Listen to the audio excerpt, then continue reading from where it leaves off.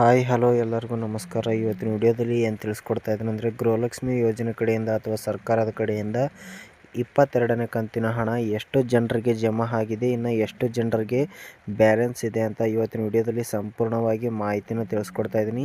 ಯಾರೆಲ್ಲ ನಮ್ಮ ಚಾನಲ್ ಹೊಸದಾಗಿ ನೋಡ್ತೀರಾ ದಯವಿಟ್ಟು ಸಬ್ಸ್ಕ್ರೈಬ್ ಆಗಿ, ಅದೇ ರೀತಿಯಲ್ಲಿ ಒಂದು ವಿಡಿಯೋಗೆ ಲೈಕ್ ಮಾಡಿರಿ ಅಂತ ಹೇಳ್ತಾ ಇವತ್ತಿನ ವಿಡಿಯೋನ ಸ್ಟಾರ್ಟ್ ಮಾಡ್ತಾ ಇದ್ದೀನಿ.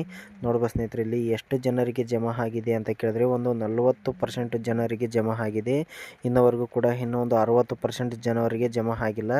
ಯಾವಾಗ ಜಮಾ ಆಗುತ್ತೆ ಅಂತ ಕೇಳಿದ್ರೆ ಇನ್ನು 15 ದಿನ ಆಗ್ಬೋದು ಅಥವಾ ಒಂದು ತಿಂಗಳಾಗ್ಬೋದು.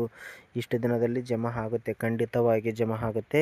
ಅಥವಾ ಮುಂದಿನ ತಿಂಗಳು ಹಣ ಬಿಡುಗಡೆ ಆಗೋವಾಗ 23ನೇ ಕಂತಿನ ಹಣ ಬಿಡುಗಡೆ ಆವಾಗ ಕೂಡ ಸಾಕಷ್ಟು ಜನರಿಗೆ ಜಮಾ ಆಗ್ತಾ ಇರುತ್ತೆ. ಯಾರೆಲ್ಲ ನಮ್ಮ ಚಾನಲ್ ಹೊಸದಾಗಿ ನೋಡ್ತಾರೆ ಫ್ರೆಂಡ್ಸ್ ದಯವಿಟ್ಟು ಸಬ್ಸ್ಕ್ರೈಬ್ ಆಗಿ, ಅದೇ ರೀತಿಯಲ್ಲಿ ತಪ್ಪದೇ ಒಂದು ವಿಡಿಯೋಗೆ ಲೈಕ್ ಮಾಡಿರಿ.